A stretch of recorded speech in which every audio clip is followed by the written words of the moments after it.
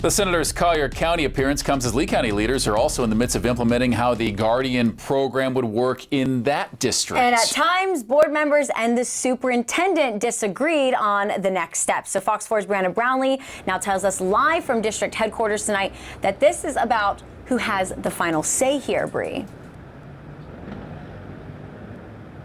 That is correct, Nadine. When it comes to approving a policy that allows volunteer staff members to be armed in schools, it came with a laundry list of questions from the board, mainly because of the current language stating that the superintendent, which is now an elected position, will have the final say in the initial application process with no appeal. We don't have a job description where we can put some guardrails in place. Lee County School Board member Chris Patrica expressing her Guardian program concerns regarding draft language in the district policy, which will allow volunteer staff members in schools to be armed. The end-all decision, meaning who is selected in the initial application process. Who would you at that point then? That's a really good question. Who would I would think that I would want some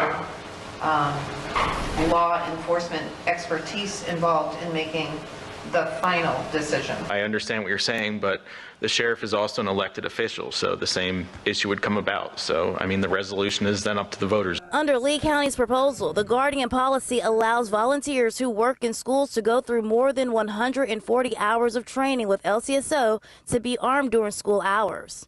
LCSO will oversee volunteers and play a major role in the selection process.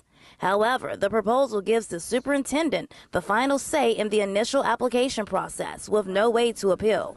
That individual who will be duly elected is still in charge of the operational issues of the school district. The district superintendent, Christopher Bernier, says even though the superintendent is elected, he still feels the person who has the job should make the final decision, clarifying that this is mostly about the process of denial when it comes to the no appeal.